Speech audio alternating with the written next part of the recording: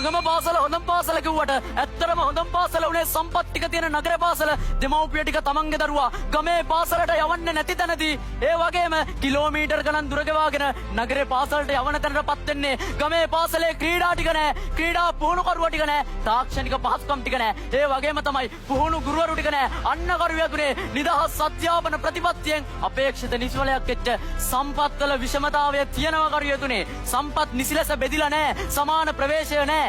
රටේ සමස්ත අධ්‍යාපන ක්‍රමය කියලා කියන්නේ සමස්ත සර්වත්‍ර කුලකයක් නම් නිදහස් අධ්‍යාපන ප්‍රතිපත්තිය කියලා කියන්නේ ඒකේ තියෙන පොඩි උපකුලකයක් විතරයි. එතකොට දැන් ඔබතුමා ඔය කියන සම්පත් විෂමතාවය කියන කාරණාව ඇත්තටම ලංකාවේ තියෙන සමස්ත අධ්‍යාපන ක්‍රමයේ වැරද්දක්. එතකොට ඔබතුමා කොහොමද කියන්නේ පැහැදිලිවම නිදහස් අධ්‍යාපන ප්‍රතිපත්තිය ලංකාවට එන්නෙම හැමෝටම සමාන අධ්‍යාපනයක් ලබා දෙන්නනේ. එතකොට ඒ කියන්නේ සමාන ප්‍රවේශයක් තියෙන අධ්‍යාපනයක් ලබා දෙන්නනේ. එතකොට ඔබතුමා කොහොමද කියන්නේ රටේ සමස්ත අධ්‍යාපන ක්‍රමයේ වැරද්දක් නෙමෙයි නිදහස් අධ්‍යාපන ප්‍රතිපත්තිය වැරද්දක් කියන්නේ. කරුවියතුනි අපි පදනමේදී පැහැදිලිව කිව්වා නිදහස් අධ්‍යාපන ප්‍රතිපත්තිය නෙවෙයි වැරද්ද තියෙන්නේ. ප්‍රතිපත්තිය ක්‍රියාත්මක වෙන්න නම් බලපාන සාධක දෙකක් තියෙනවා. එක තමයි ප්‍රතිපත්තියේ නිරත්තතාවය. ඒ වගේම තමයි බාහිර සාධකවල බලපෑම. ඔබතුමා ඔය කියන්නේ බාහිර සාධකවල බලපෑමක්. එතනින් එහාට ගියාම මෙතුමන්ලා කියනවා මධ්‍ය මහා විද්‍යාලයට ඉදි කරාලු තමුත්තේගම රම්බණ්ඩගේ පුතා ජනාධිපති වුණාලු. ගරු වියතුනේ මධ්‍ය මහා විද්‍යාල ඉදි කරන්නේ CWW කන්නංගර මහතා. ඒ වෙද්දි තිබ්බ සම්පත් ඌනතාව එක්ක එක ප්‍රදේශයකට එක පාසලක් ඉදි කරනවා. සාධාරණයි කරු වියතුනේ. මුකුත් කියන්න බෑ. හැබැයි අද වෙද්දි තාමත් ඒක ඒ විදිහටම තියෙනවා. එක තැන නැවතිලා.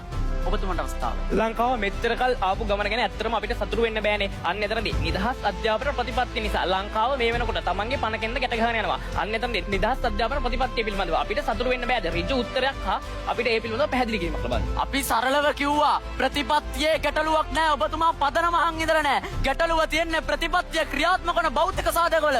ඒක සම්පත් විෂමතාවයක් වෙන්න පුළුවන්. දේශපාලනික පරිහානියක් වෙන්න පුළුවන්. එතනින් එහාට එද්දී ගරු වියතුනේ අද වෙද්දි මගේ රටේ තාරුණ්‍ය දැක්ම මොකද්ද? ඒක තමයි රටේ ලොකුම ගුවන්තොටුපොළ වෙච්ච කටුනායක බණ්ඩාරනායක ගුවන්තොටුපොළේ මගේ පරණන්තේ බංකුවක වාඩි වෙලා එයා ටිකට් එකේ පාස්පෝර්ට් එකේ ෆොටෝ එකක් ගහලා good bye ශ්‍රී ලංකා කියලා Facebook එකට පෝස්ට් එකක් අප්ලෝඩ් කරන එක බුද්ධි ගලණය වැඩි වෙනවා. ඒ විතරක් නෙවෙයි වෛද්‍යවරු 1489ක් රට හැර ගිහිල්ලා තිනවා. ඇයි ගරු වියතුනේ දේශය පිළිබඳව දැක්මක් තියෙන අභිමානවත් පුරවැසියෙ බිහි කරලා නැහැ. ජනතාවගේ ප්‍රතිමුදල් වලින් ඉගෙනගෙන අන්න ගරු වියතුනේ වෙනත් රටකට සංක්‍රමණය වෙනවා. ඒ විතරක් නෙවෙයි අද වෙද්දි ගරු වියතුනේ ලංකාවේ විශේෂඥ වෛද්‍යවරු 3181ක අවශ්‍යතාවයක් තියෙනවා. හැබැයි 1139ක හිගයක් තියෙනවා. ඇයි ගරු වියතුනේ ජාතික අභිලාෂයට ගැළපෙන පරිදි ලංකාවේ අධ්‍යාපන ප්‍රතිපත්තිය නිර්මාණය වෙලා නැහැ. අධ්‍යාපනයේ ඒ බාහිර සාධක ටික ක්‍රියාත්මක වෙලා නැහැ. මොකද ප්‍රතිපත්තියක් නිර්මාණය වෙලා ඒකේ තියෙන භෞතික සාධක ක්‍රියා කරන්නේ අදට විතරක් නෙවෙයි. ඒක තව අවුරුදු 50ක් ඉස්සරහට වෙන්න පුළුවන්. 100ක් ඉස්සරහට වෙන්න පුළුවන්. ඒක ලංකාවේ වෙලා නැහැ. ස්තුතියි.